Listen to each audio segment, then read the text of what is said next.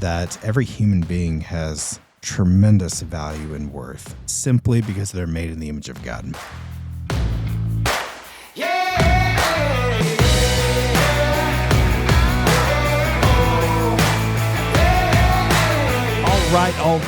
All right. NQT Studios, another week, another day, another crypto dollar. Whoa! Chris coming in hot. Christian G, Christopher Allen the Third, the North, the Knights of the West. Esquire. Hello. Hello, how are you? Good to see you, my friend. Good to see you, too. Yes. It's been a little bit. It's been, how long has it been? 2 weeks. 2 weeks? Yes! Yeah. 2 weeks. We're sorry to nationwide listeners that we don't always, every week, debut an episode. But here's something we're going to promise. I'm going to make a promise. Okay. NQT guarantee. Little background music. music. Ready for this? Do we have a song? Maybe? Like anyone can even know that. That's not a song. No, that's not a song at all. Oh, this one! Yeah! Okay, here's the guarantee. The guarantee is anything we talk about on here is going to be genuine, not over scripted, and something we really feel like we want to talk about. And then sometimes life happens and we can't always make it in the studio. No. So we're never going to force an episode. That's the guarantee. We're never going to force it. We're never going to look at you, ever, listener, and say, this is what you have to listen to. Yes! That's right. The guarantee is no force. Speaking of forcing, sometimes like a forcing iOS update. Did you update your phone recently? I have not, because iOS? I will not be forced. I will not be forced. You'll say no to the man. No. So their latest update is it's called Liquid Glass. Liquid, my friend. Liquid glass or class? Liquid Glass. Okay. Did I say it? Glass? No, I just, it's me. I'm sorry. So, hot take maybe from me. Normally I like iOS updates. I don't like this one. It seems like made everything look like big and kind of kiddish. So pretty clunky. A little bit remedial. Not a fan. Like, it's 2025. I feel like we went back 15 years. Okay. I'll have to show it to you later. You haven't done that yet? So you feel like it's just one of the kids' little pad devices there from back in the day where you click on a farmer and he can tell you're says, hello, folks. Yeah. Your eyes got big, and I was like, I think he doesn't know where he's going with this. You're telling me it looks like it's Fisher Price. It's that's a good. Yes. So tell you what, after you update your phone, come back on here. One of the next episodes. No, you'll have to. They will force you. Not going to do it. They will force you. Unlike NQT. I will get rid of that iPhone. I will go back issues. to flip phone. I'll be fine. So on a maybe heavier note, quick 90-degree turn. Yes, we are. Let's we make are a 90-degree turn. Turning.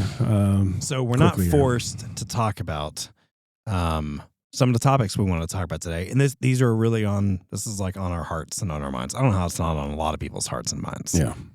So maybe you give just a quick recap on a few different things that's happened pretty much over the last 7 or 8 days. Yeah. It's, I don't have to tell you listening out there that it's been pretty dark days for our country. There have been several things that have happened, from school shootings to stabbings on transit to very popular conservative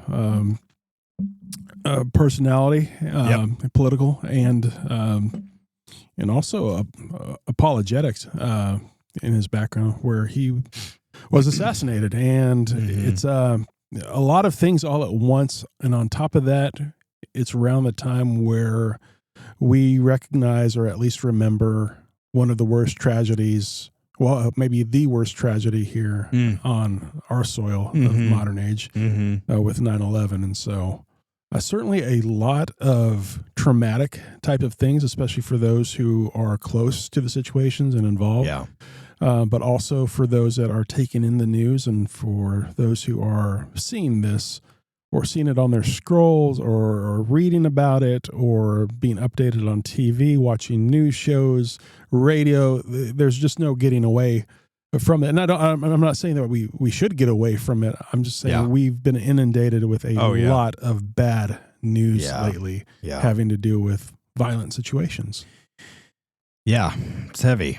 And I bet we both had different experiences, maybe in our circles. I think anyone listening has had different they probably hear what you're recapping and they kind of put themselves where were they when they heard about it or talked about it with other people. There were certainly conversations that I had during the week outside of the news events, but more related to 9/11, where recounting with people, where were you when that happened? What did you think about and what was going on during that time? Where were you when that happened? So I was at work. I was at a breakfast with the president of the company. He invited several people to breakfast, just, random people in different departments just to ask questions and then provide a little bit of information about how the company was doing. And I liked it. It was my first one to attend like that. But I remember his admin, his administrative assistant, walking up to him as he was in mid talking point and tapping him on the shoulder and then whispering in his ear, almost like that picture of George Bush. Oh yeah, that's what I was thinking actually. Yeah, and so he just stopped what he was saying. He looked at everybody at the table and said, "There's something that's happening in New York right now. People are gathered down in one of the main meeting areas, and the TVs are on. So why don't we all go? We'll just we'll conclude here and we'll go down there." And so as soon as I walked into that room and see the TVs and see everybody just kind of gathered around watching the main TV there, that's when the second plane flew into the building, into Trade 2. And that was just people looking around at each other. That was the sign that we all knew, like, this is not an accident. Well, at that point, you didn't know what was going on. And you quickly got, at least you looked around and here we are in a tall building, and quickly plans were made for everybody to go home. And that's what I remember about it. And then of course the things that got worse in the next couple of hours, having the TV on and seeing that. So what about you? What do you recall? This might show our ages when I tell you where I was. So you're going to feel nice and young. You were probably... Don't guess. Let me just tell you. Don't guess. I was just about to get out of high school. Out of high school, yeah. All right. Yeah. So I was in history class of all places. Okay. And we turned on the TV. I guess our TV had access to it. And our history teacher, she turned it on with enough time for everyone, because everyone was speculating after the first one hit, because there was no live coverage on there, obviously. Yeah. On just speculating the accident. So it was like, oh man, this is terrible. Like the plane, whatever, there was an accident. When that second one hit, that was when like silence in the classroom and you just see the wheels turning on this, at least my perspective, when what everyone was saying, it turned into this not accident. Yeah. Like, they actually let everyone go home from school pretty soon, and I was almost out of high school. So I remember I went home and then I plugged in, now I'm going to sound old, a VHS tape and hit record, and recorded the next 12 hours of news. Yeah. Still have that tape, actually. For whatever reason, I thought it was important to go home and just hit record to document whatever was happening. Actually, still to this day, I don't really know why I did that, but I did. I wanted to capture it. You knew something was happening. Was seismic there. Yeah. And I guess I wanted a record of it. I mean, you couldn't save and stream and do all the stuff that we can do today. Right. And I have like news footage and stuff that, they, for whatever reason, took off, but still had all that. But yeah, I was in history class, and just remembering how historic this, whatever's happening is happening. Yeah. But I mean, I was pretty scared, and remember the sky being clear and quiet because we're in Dallas, Fort Worth. Right. There's a lot of planes above us, and that wasn't happening. And then you just think everyone, you just think you're all under attack. So it made me, I wasn't a believer yet. So I didn't quite know what to think. I remember just being scared and just kind of hoping whatever was going to happen wasn't going to happen next. Yeah. Like where we lived. Right. It was unthinkable, right? Nobody could have imagined something like that happening. Yeah. I mean, so that makes me think of the other stuff you're talking about, the other events. I've had quite a bit of conversations. I mean, one, it's terrible. Right? I mean, it goes without saying it, but it's almost like we need to say it too. Yeah. It's like teary-eyed, gut-wrenching, terrible. It's evil. It's bad. It's sad. It's not the way the world is supposed to be. right? Like this is not the way God's designed the world, and the way we're supposed to flourish as a people. Yeah. And you see over the past week or so, at least in my world, I'm sure you've seen it too, the volatile reactions. I think also because it's so heavy and people don't know what to do with it. So then you just get of emotion kind of a thing. It does underscore that evil is real. Yeah. And that if there is a master plan of evil, then they would certainly want us inundated with these kind of things and these kinds of images and the discouragement that comes along with that and feeling terrible. And we do. It's terrible to have all those things. And then when you have it all in one small window of time, then it does feel like there's a mourning that's going on throughout our culture, throughout our country. Yeah. There does seem to be a huge divide too between those who think it's okay for those things to have happened and those that don't. Mm-hmm. So here we are, like you said, maybe 7 or 8 days afterward, and what do we do with that? Do we roll forward and just pretend it didn't happen? Do we take it and deal with it and deal with any kind of trauma that comes along with that? It's hard, I would say, especially now, because I feel like we are so desensitized to, or can be very desensitized to violence, especially when 9/11 was how many years ago? I mean, man, 24 years ago, and still it feels like it was yesterday. Yeah, and just replaying the videos and seeing the news footage of it, I don't know. What do you are we desensitized to violence at this point? I mean, I totally think we're, yes. Maybe at different levels, that could be media. That could just be movies, TV, video games. I don't think, unfortunately, I don't think people are like surprised maybe if they see someone die or murdered. Like at the visual of that, it's hard to watch, but you don't get like, you wouldn't get the same response out of someone who's maybe never seen anything like that in their life. And they're like 60 years old and they see it and they're like go in shock, which I think would be a good symptom that we are. Yeah. And then the hard part about what you're saying is if we have been, it's a hard word for me to say, desensitized. I got it. Good if job. We are, thanks buddy. If we are going down that path, I couldn't help but think that would overlap, that would like overflow into other types of ways that we lack the empathy. I mean, I really think this just brings about, what do you do? Yeah. Like, so the pressure cooker basically just blew up. What do you do? And obviously how we respond says a lot about where we're at. We're talking to whether if someone's a follower of Jesus, if they're not a follower of Jesus, they're in this stage of life, they're that, it doesn't matter where they're at. However they respond is clearly indicative of what's on their heart and what's on their mind, because they don't even have time to think, so they just respond with probably the most natural thing. And I think a lot of people are kind of asking, okay, what in the world do I do now? I think you're right. And I'm glad that you bring up the fact that not everybody's going to have the same understanding of it, because you're certainly going to have those that are a little bit more used to seeing violence taking place in, just everyday living.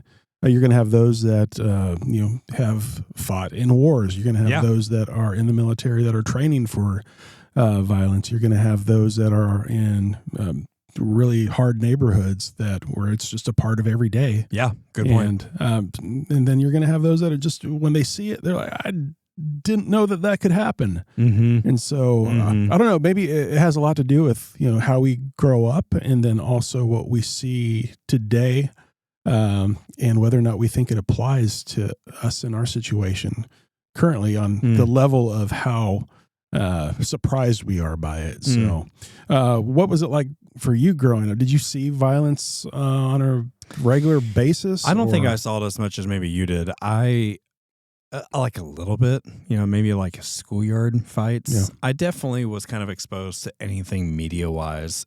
Looking back, way too young. I don't blame my parents or anything like that, but a bunch of violent movies that honestly Well, I mean, here's the deal. To your point, it didn't really bother me that much, but I guess Sure. that's the point, right? It didn't bother me if someone got murdered on a movie. It could have been also because it was a movie, it wasn't real life. But so real life violence, not that much. More like media and I'd say fake, like entertainment violence. I mean, news has been getting a little bit more and more vulgar over the last few decades, so I see more of it now. But not so much growing up. I have a feeling you saw a lot more real life violence. Well, certainly. I mean, just in the neighborhood I grew up in, there were a lot of fights just, in the neighborhood. And then outside of that at school, quite a few.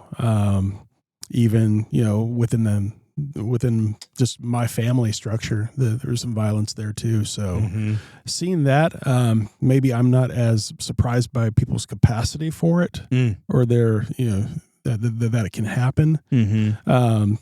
What I think also happens too is that what we take in, like you mentioned, movies and the entertainment fashion. We're coming up on a time of year where we're going to see slasher movies get replayed again. Yeah, you're right. And I remember watching just about every one of them: Nightmare on Elm Street, Halloween, Friday the 13th movies, terrifying, and all of them too. Yeah, and it's just I'm not saying everybody watches those and gets terribly affected by it. Sure. But does it really help either when you have somebody who is having a hard time mentally? Yeah. And they see life treated that way. Sure. That could happen with. Well, and that it's even an option. Like, that the violence is, in some movies or situations, it's like a solution. Yeah. You take someone out and it's like, I think I don't see how it has to have a greater effect than we probably realize. Yeah. Because take the flip side, you're watching different types of movies or listening to different type of music or whatnot. You sometimes feel uplifted, or you could cry and bawl because of what you're listening or watching, or you get mad. If we just step back and think, it clearly has to move us and affect us. I mean, why else do we even continue to go to the movies? There are things that do change us. We just, I guess maybe when it comes to some of the negative qualities, maybe we try to give ourselves a free pass and go, well, yeah, but I'm not going to I'm not going to really do the thing. Well, right? I know that whenever, we're looking for a movie on Netflix or Prime, and we come across, this is an R rating. What's in there? There's certain things we're not going to watch for sure. And I've made the comment, it's just violence. Yeah. It's just it's violence. Hard. It's hard. I've done the same thing. Right. And some of my favorite movies, the epic movies, Lord of the Rings, things like that, where it's, Gladiator. I don't even think about it. I don't even. Orcs are going to die. Watch it right now, but no, that's probably not the best. Yeah, but still, done that with Marvel movies. I mean, even the violence there, like you're saying, whether it's orcs or aliens or whatnot, it's still, they're still destroying them. Yeah, it still has an effect. So okay, so what do you do? Right, you. I don't know if you had this conversation with someone. I do think people are like, what do I do with this? And just the average Joe right now is like, well, Chris, I don't know what to do. I feel stumped. I feel overwhelmed. The world as blah, blah, blah. What do I do now? Yeah, I think the way that we want to go with that, I think, is to have anger as a response.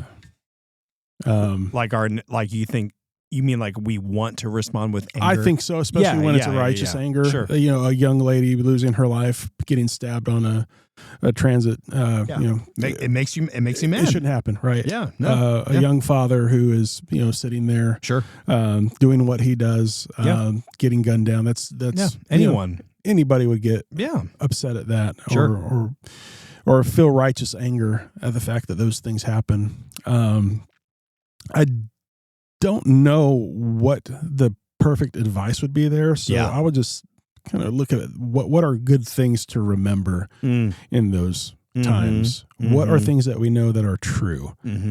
We know for certain that we do have a Bible which has many stories in it, true stories that are also full of violent happenings. It doesn't take too long for Cain to kill Abel. Yep. And then carrying on throughout the rest of the Bible too, there are even to the point to where Jesus's most loyal followers are, martyred and executed. In that we have the example of Jesus himself, the very Lord and God, also dealing with violence that's unspeakable. And so we have those examples. Yep. And I thank God for that, because it does show us that though there was violence, there was great peace to be had regardless. And that peace comes in the form of God reaching out to us and giving us answers to respond. Yeah, peace is an interesting word there, because peace, not necessarily happiness, right? There's like this, almost like a deep-seated trust, kind of synonymous with joy. It's not, we're not happy it's happening. Who's happy it's happening, right? Yeah. And I know you're speaking from the Christian's context. A good kind of parallel for me is 9/11. I wasn't a Christian yet. Yeah. And I didn't know what to do. Did you want to join the military at all? Did you have those kind of thoughts? Yeah. It's funny. I worked for the TSA almost as it was established. I was in the first wave of and it's not the same as the military. I get that. But I felt compelled. And part of the orientation, we don't need to go off on 9/11, but a quick story is part of the orientation, at least on the first wave of TSA, is they showed you footage of 9/11. And they showed you footage that didn't make the news. And it was about 30 minutes. And the idea is they're basically going, this is what we're up against. They might still do that now. This was also back in the day. The logo had the Twin Towers, and it was very fresh. It was. But I didn't last there long. I was really young, but at the time, I felt compelled. Here's the deal: I didn't know what to do. I was mad. I was upset. I felt compelled to do something, but I had no idea what to do. And so, I joined the TSA and did some other stuff. Looking back, I obviously didn't need to join a TSA, but I didn't know what to do. I almost had nervous energy, and I didn't know where to put it. Where now, we have situations from last week, and I am a believer, and I'm dealing with it two completely different ways. So let's talk about the two perspectives. I think that'd be important. Yeah. So from the Christian's perspective, right, like you said, Jesus was actually murdered. Right. And a lot of people don't necessarily think about that. But if you read the Bible, and not everyone knows the Bible who's listening, that's fine. But if you do see all these examples. There's violence in there. And so, like you said, we have these examples, and you have the Lord who's still in control. And then you have a lot in the Bible that talks about we're in a sinful world, meaning, man, people are going to I'm capable of doing bad stuff. Right. You're capable of doing bad stuff. People are still going to murder and kill and steal. And it's terrible. It doesn't make it okay where you go, oh, well, God's in control, so it's okay for these murders. It's like, no, the murders are terrible. No one's excited about those. Right. We don't want it to happen again. We should cry over them. We should mourn over them. And exactly, we want justice to happen where justice is going to happen. And we want to treat each other with mercy and grace. And we hold on to the truth of looking at every human. God says they're made in his image. We should value every single human being, regardless of their belief or color or anything like that. So in my opinion, there's a lot of things to hold on to if you're the believer. And you should go back to those things if you feel your emotions dramatically going one way or the other. Like, I'm going to go murder someone. But it's like, well, clearly that's not the right response. I'm talking to the believer. Yeah. I'd be curious on what your take is for someone who is not an active follower of Jesus. Yeah. What do they do? I'd be happy to talk about that. I wanted to touch on the believer here real quick in the sense that we're out of time. Thanks for joining us. All right, great. We'll talk next time. There's also in those times where, we can either respond even as believers as just angry, right? Yeah. There's also which that's happened, right? It does. We've seen that. We've seen that happen. Sure. And then there's also that, well, I'm not going to do anything. I'm not going to do anything to help people like that. I'm not going to do anything. I'm going to just turn my back right now, and I'm going to just cut them off, and that's it. And that's equally, I would say, troublesome. It's hard because you're speaking to both sides of the spectrum. Yeah. And both of those sides you will not find in Scripture, and you will not see Jesus do that. Yeah. So we know, even if we just want to play that out and we're forgetting to pray, read the Bible, look to Jesus, it's not writing someone off. Who are we to write off a human being, right? They're made in the image of God. And we should think about that. Do we actually have the right to write anyone off at all? I'd argue biblically no. And again, we're talking to the believer, right? And then the emotion, well, I should be mad, or we should go stick it to these people. I'm like, okay, well, you're losing your self-control and acting out of emotion. And Jesus, while he was on the cross, literally was praying for his Father to forgive the ones who are actively in the moment murdering him. He was murdered over a span of hours. Eternal empathy. Right? Yes. Yeah. So if he's doing that and he's facing a lot more suffering than we have faced, I'm not saying it's easy, by the way. No, it's not. And the situation's terrible, and I could cry over it like right now. But if he did that, it means it is possible we can respond the same way. And anyone who's going to murder someone, they're in a bad place. Yeah. Obviously, it's hard to think about them because there's people who are like, who cares about them? They are hurting. Their heart is not whole. And they're not justified by the murder. Obviously not. There's justice. Yeah. But, man, are we willing to open our hands and pray for our enemies? And Jesus did. And so I would argue, yes, as hard as that is, I do believe that is a tearful, really gut-wrenching prayer. And you see families that do that today. You'll see it over court videos or things like that. Right. A family member will be killed, and you will literally see them talk to the enemy and say, hey, we forgive you. Yeah. That Explain forgiveness that, there right? is definitely, not something man-made at that point. No. It's something that's a gift from God to be able to do. And we know what our response as Christians should be, as believers should be. And we try to match that. We work through it. It's hard, but that's what's asked of us. That's what our God is commanding us, not even asking us to do, because he did it. Yeah. And he actually modeled it. And we can't say, no, but I'm not like you. His power makes us have the ability to be like him, to do those things. And That's right. It's a hard ask. It is. It will always be a hard ask. Yes. For the non-believer, I think it's more of what you see in culture as a right response. So if you are, if this really bothers you, then you might want to do something, and it really depends on that person on whether or not that's going to be done as a law-abiding citizen or somebody who breaks the law. I think revenge becomes something that is on the table at that point. I think taking matters into your own hands or joining those who take matters into their own hands becomes something that people turn to. Unfortunately, the guideposts there are far between. Yeah. Or are far apart there. Yeah. Where a lot of things could happen. There's a lot of options. Yeah. I had a conversation with someone last week. He's not a believer and kind of really felt like his life was falling apart. And he served in the military, actually, too. And then the recent violence was just making him, kind of in his words, going in like a tailspin. And he just didn't know. I related to him. It kind of felt like 9/11 to me. He didn't know what to do.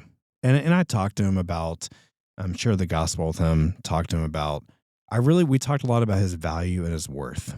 And I think I would want to say, in what I've said, I want to say it until I pass, that every human being has tremendous value and worth simply because they're made in the image of God.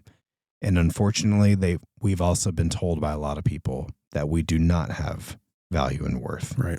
And I think a lot of people who get to dark places and who could become, quote, enemies and do some bad things believe or have been told that they don't have value or worth, and they're never going to be able to experience peace. And so here comes your goalposts on, man, I think that means they could respond in a million different ways.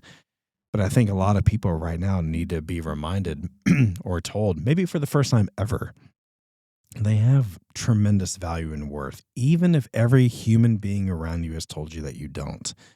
God says that you do. And I actually think there's something in all of us that kind of awakens, even when we're not followers of Jesus. And there's something where I really believe deep down, there's something where they go, I resonate with that. That might be right. And they may not be willing to admit it. But there is peace, not happiness. You can have happiness, whatever. But during these scenarios, there really is peace to be found.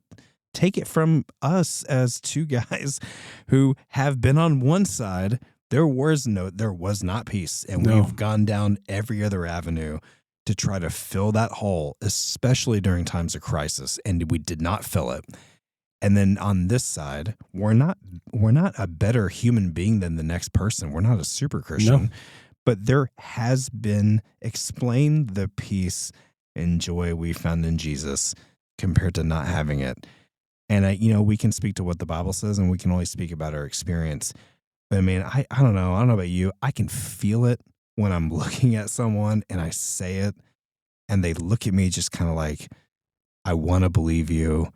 I don't think I can, but it's like it's in them. Yeah. You know what I mean? Yeah, no, it's why we named this podcast Not Quite There, because whether you are a believer or not, you're always on a path, and on that path where you haven't come into a relationship with Jesus Christ, there are going to be things tugging at you. There are going to be things tugging at you as a believer as well. They're going to try to take you off your path, for sure. Sure. But how difficult I remember it was to not know Jesus and have those things weighing me down. Oh, yeah. Versus the hope that I have, and versus the ability to see beyond my own wants, my own desires, my own thoughts. Yeah. Because of his saving grace over me and over us, over you. Yeah. So that therein is the difference, I would say. Yeah. And huge, what I hope people can see, whenever they're interacting with us, when we're talking with them, that if they don't know, then at least they're seeing something different that draws them a little bit closer. I mean, I could tell you, if you're listening and you're not a follower of Jesus, there really is peace to be found.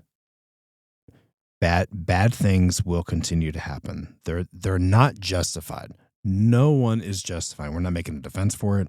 It's not a free pass. Justice should happen. God is the God of justice. God is the God of justice and mercy and grace and truth. And I know some of those terms get thrown around, but he's all of those at the same time. Meaning, should justice be carried out on someone? Yes. Should we love someone with like mercy and give them grace? Yes. And then of course we could talk about truth, and we're talking about, the word of God and the Bible, and basically it's God's own words, the truth we can hold on to. But that piece is that the bad things will continue to happen, but we still have opportunities to love people right in front of us. We can't control the bad things. Yeah. But our responses can be super powerful right now. And the world, including me in the past and you in the past and someone who doesn't follow Jesus, they're looking around for, man, help me. I don't know where to go with that. And as Christians, we have a great chance to respond, to love people. But if you're not a believer, there is a way to experience that peace, and you do have tremendous value. And violence is that violence and that path that will probably feel like is your ticket out or the right thing to do. It's never going to satisfy you. No, it won't. It would only lead to more problems. And just knowing that people are wondering what to do, whether or not it's subconscious right now or conscious, but they're wondering, what do I do with this? Yeah.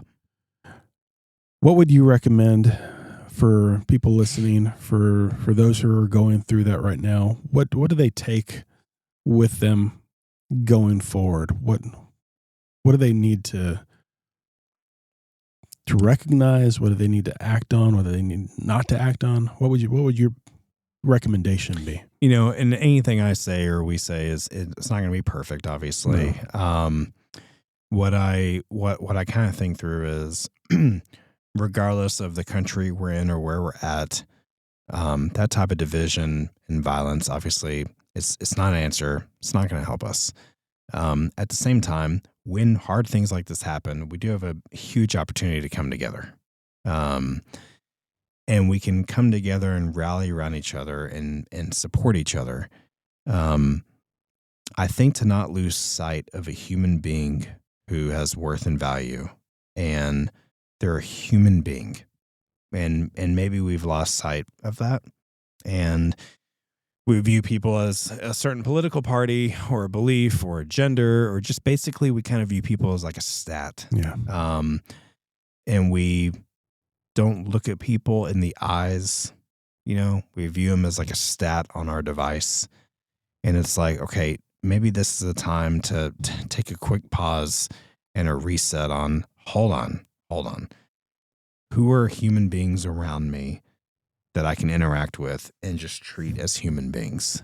And then also, I think there's something to be said on, the media intake. I mean, take a break. It's stressful. Mm-hmm. I would get off that regardless of where someone's at. I would just take a break of it.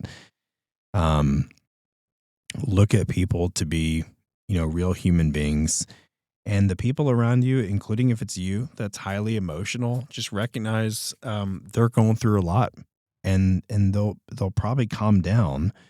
But the last thing we need is to argue more and get more emotional and kind of get stirred up, and that will take us down to a bad place. It's quick to also see the emotional reactions and judge others and be like, oh my gosh, that person is so angry, and look at that Christian over there saying that. Look at that non-believer saying that. It's like, what good is that going to produce? Yeah.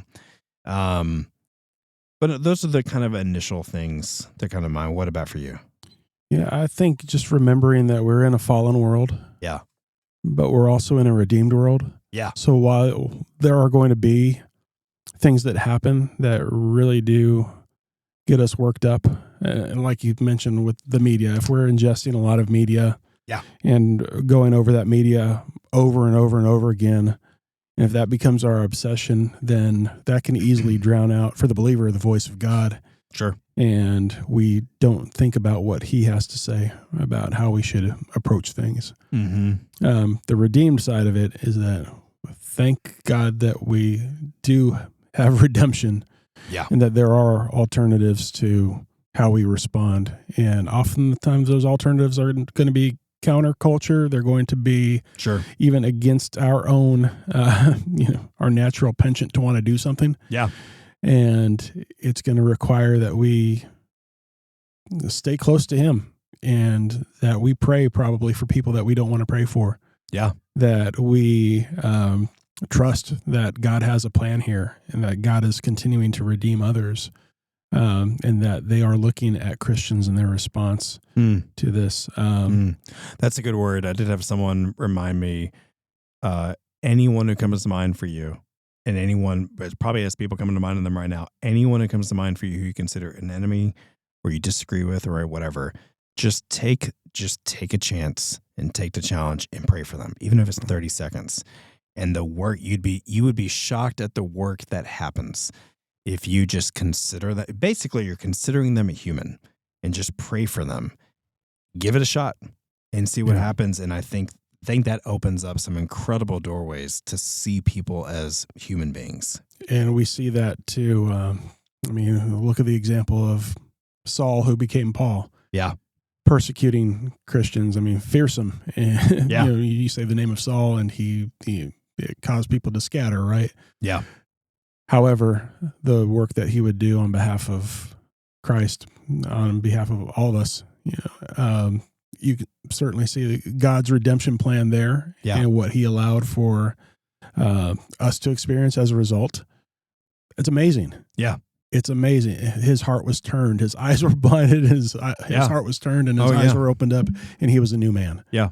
That can happen for your most hated enemy. Yeah. For somebody who you can't even begin to pray for right now. it doesn't make it any less possible in the hands of God to be able to do that. You know, which is a good distinction, because I think some people hear what you're saying and they go, well, then why would God allow or use this then for his redemption? Like, why couldn't he do it another way? And an important distinction there is he's not causing the murder of someone He can't to do that, right? redeem it, Yeah. right? And a lot of people just don't get that. And just if you just think about it, God's not going to sin to cause like a redemption plan, but sin will sin, and we have an enemy, and just us, sin will do its thing and make these terrible mistakes. And mistakes meaning just it's not the way it's supposed to be. And then the beauty of God is he can take everything that's broken and redeem it. So like you're talking about with Saul and Paul. But a lot of people, I think they miss that really quickly, and they think, well, then why would God murder everyone on 9/11 to redeem it? It's like, no, he didn't murder them. Murder happened, and through as that sin took place, God can then redeem what is broken.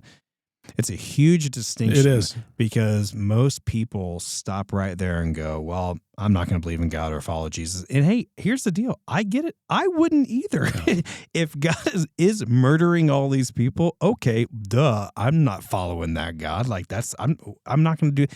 I get you. Who would do that? But he's not. And so it's just a big distinction when sometimes you hear someone say a sinful world. It's not a cop-out. It is a sinful world. We don't have to look far to see that it's a sinful world. We know that. We've experienced it. Everyone's experienced it. So it's God can redeem, and I think already is. Here's an example. We're talking about it. And right now, people are talking and listening.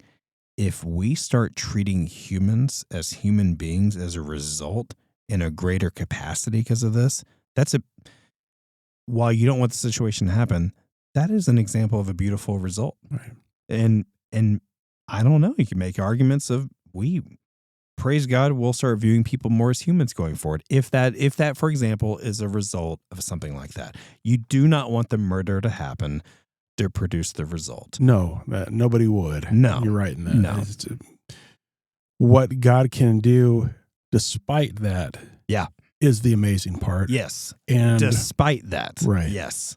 And what we often don't, whether believer or unbeliever, I think we both have problems with it when we think, okay, well, why would God allow that to happen? Why would he cause that?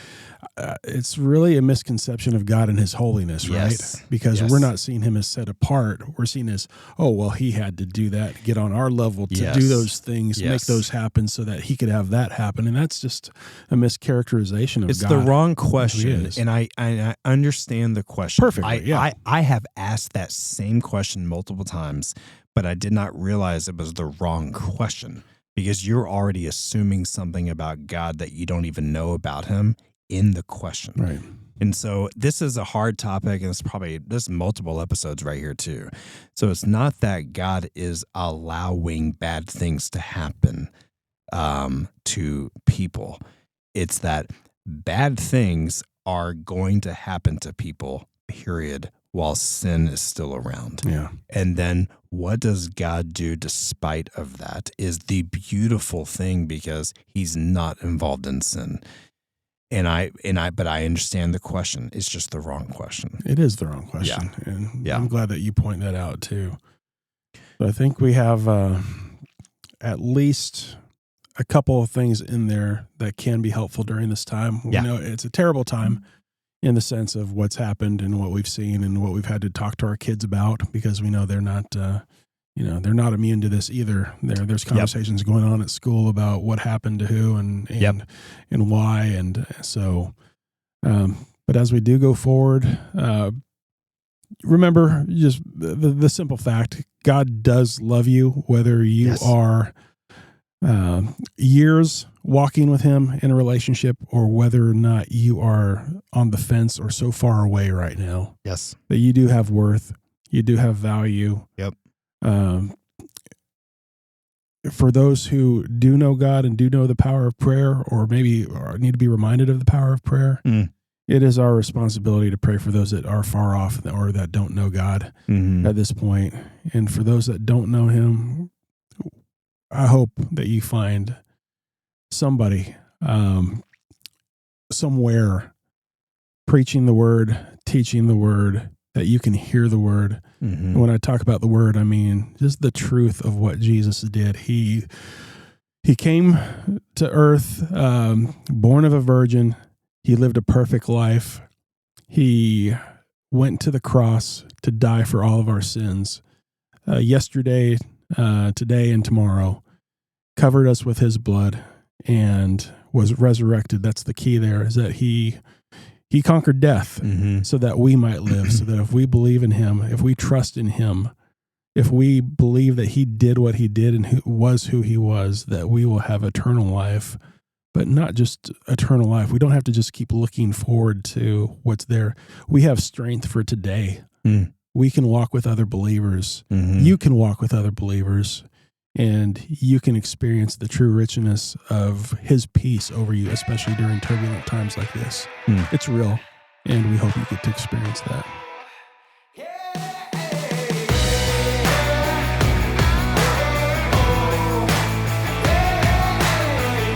Thanks so much for joining us. Please consider rating and reviewing our podcast and hitting subscribe on whichever platform you prefer. Remember to keep moving forward because we're not quite there.